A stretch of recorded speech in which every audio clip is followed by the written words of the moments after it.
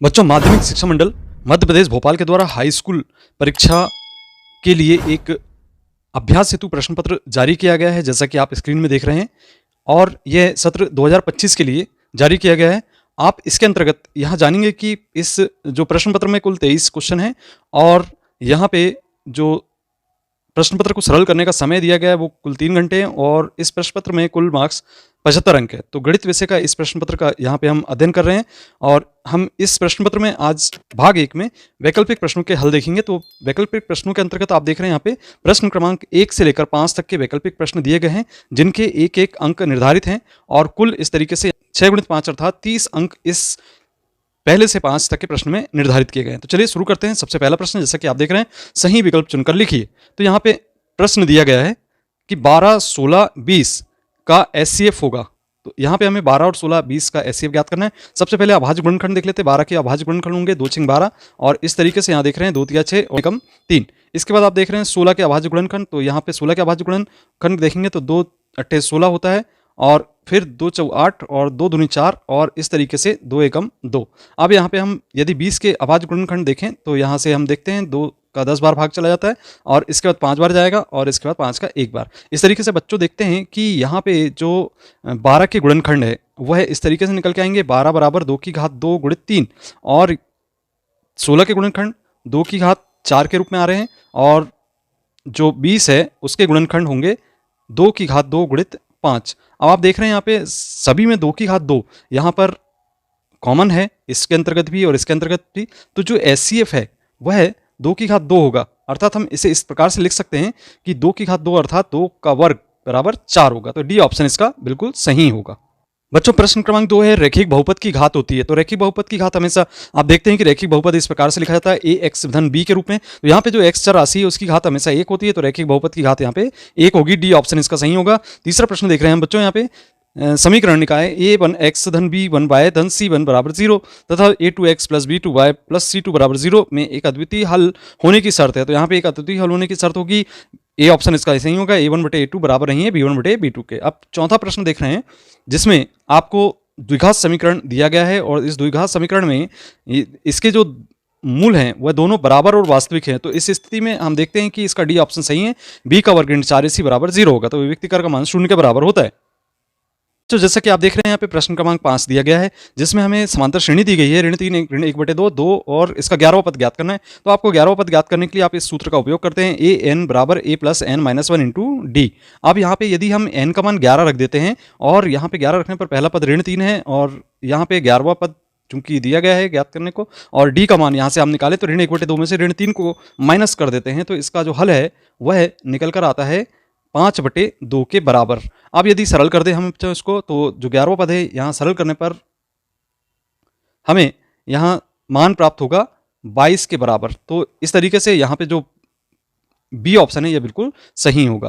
बच्चों, छठवां प्रश्न देख रहे हैं यहाँ पे बिंदु ऋण 7 7 और ऋण 2 ऋण 3 के बीच की दूरी ज्ञात करना है। दो बिंदु के बीच की दूरी का जो सूत्र है वह होता है PQ बराबर करनी लिखेंगे हम यहाँ पे और ये होगा x2 - x1 का वर्ग धन y2 - y1 का वर्ग के बराबर। तो बच्चों यहाँ पे जैसा कि हम देख रहे हैं मान रख देते हैं। तो मान रखने पर जैसा हम देख रहे हैं यहाँ पे ऋण 2 और ऋण का गुणा होगा तो धन 7 हो जाएगा और इस तरीके से इसका वर्ग लिखेंगे और यहाँ पे y2 का जो मान है वह होगा ऋण 3 और y1 का मान होगा धन 7। तो इस तरीके से यहाँ ऋण 7 लिख देंगे, इसका वर्ग हो जाएगा। सरल करेंगे बच्चों, यहाँ पे सरल करने पर 7 में से 2 गए 5, 5 का वर्ग होगा तो 25 हो जाएगा और यहाँ पे 10 का वर्ग अर्थात हो जाएगा 100 के बराबर और ये होगा 125। तो 125 को हम लिख सकते हैं 25 × 5 अर्थात 5 वर्गमूल निकल जाएगा 25 का, तो 5 करनी 5 इसका हल निकल कर आता है। तो बच्चों यहाँ पे जो ऑप्शन नंबर आप देख रहे हैं ए, यह बिल्कुल सही होगा 5 करनी 5।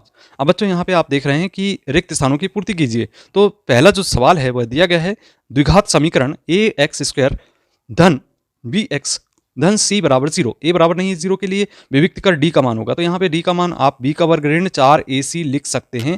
और इसके बाद अगला प्रश्न है AP अर्थात समांतर श्रेणी के प्रथम n पदों का योगफल। तो n पदों का योगफल का सूत्र बच्चों इस तरीके से लिखा जाता है n/2 2a + n - 1 × d। तो इस तरीके से n पदों के योगफल का सूत्र होता है। और तीसरा प्रश्न देख रहे हैं कि सभी वृत्त खालिस्तान होते हैं। तो यहाँ पे लिखेंगे आप समरूप होते हैं। वृत्त तथा उसकी स्पर्श रेखा के उभयनिष्ठ बिंदु को खालिस्तान कहते हैं। तो यहाँ पे हम कहते हैं बच्चों स्पर्श बिंदु।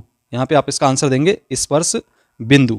इसके बाद आप पांचवा प्रश्न देख रहे हैं जिसका हल हमें दिखना है। पांचवें प्रश्न का आंसर, किसी प्रयोग की सभी प्रारंभिक घटनाओं की प्रायिकताओं का योग खालिस्तान होता है। तो यहाँ पे हम लिखेंगे इसका आंसर बच्चों 1 होता है। इसके बाद अगला प्रश्न है 6वें नंबर का, वृत्त के किसी बिंदु पर स्पर्श रेखा स्पर्श बिंदु से जाने वाली त्रिज्या पर, तो यहाँ पे आप लिखेंगे लंब होती है।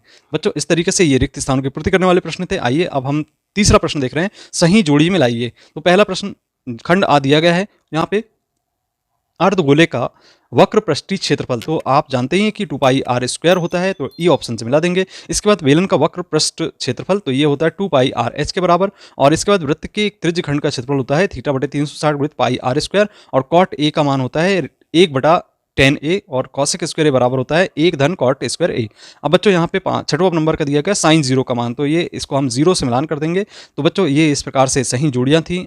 बच्चों अब चलिए प्रश्न क्रमांक 4 देखते हैं जिसमें सत्य एवं असत्य कथन लिखना है। अब हम प्रश्न क्रमांक 4 देख रहे हैं जिसमें हमें सत्य एवं असत्य कथन लिखना है।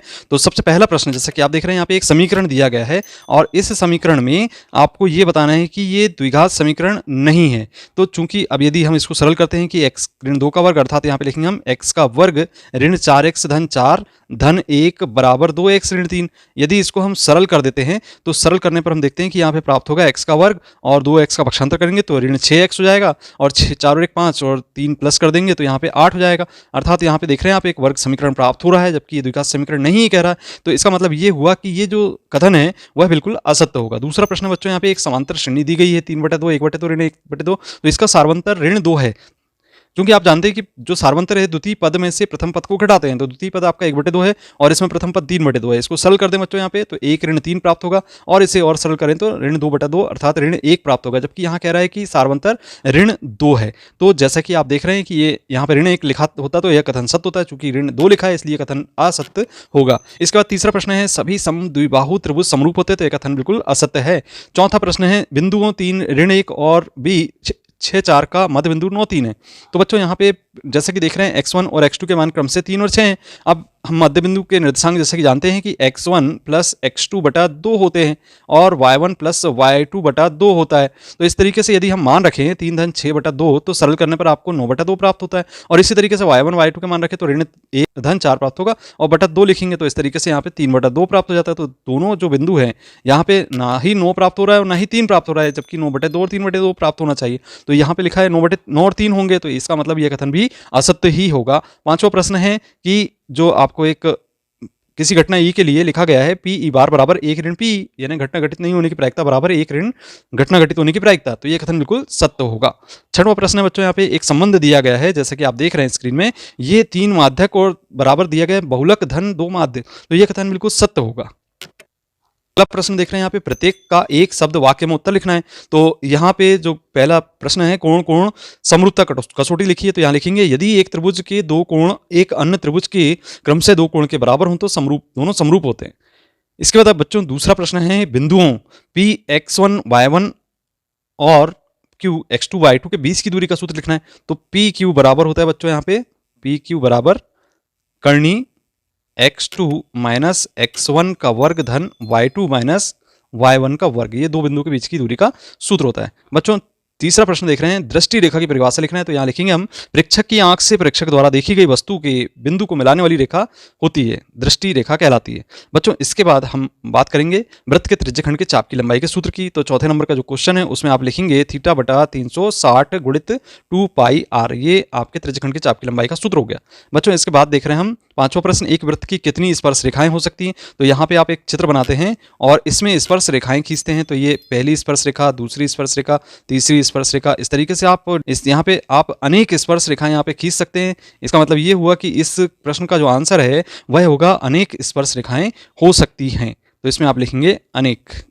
इसके बाद आप अगला प्रश्न देख रहे हैं बच्चों, यहाँ पर प्रश्न क्रमांक 6 जिसमें लिखा है अवनमन कोण की परिभाषा लिखिए। तो इसमें लिखेंगे आप, देखी गई वस्तु का अवनमन कोण उस स्थिति में दृष्टि रेखा और क्षैतिज रेखा से बना कोण होता है जबकि बिंदु क्षैतिज रेखा से नीचे होता है। अर्थात वह स्थिति जबकि देखे जाने वाले बिंदु को देखने के लिए हमें अपना सिर नीचे झुकाना होता है। तो बच्चों ये थे आपके 1 अंक वाले वैकल्पिक प्रश्न जो कि परीक्षा की दृष्टि से बहुत ही महत्वपूर्ण है। अब आपको हम अगले पार्ट में इस जो प्रश्न पत्र के 2 अंक वाले, 3 अंक वाले, 4 अंक वाले प्रश्नों को पूरा आपको हल बताएंगे। यदि आपको वीडियो पसंद आता है तो वीडियो को लाइक करें, अपने मित्रों को शेयर करें और अभी तक आपने चैनल को सब्सक्राइब नहीं किया तो सब्सक्राइब जरूर करें। हम इसी प्रकार के कंटेंट आपको समय समय पर उपलब्ध कराते रहते हैं।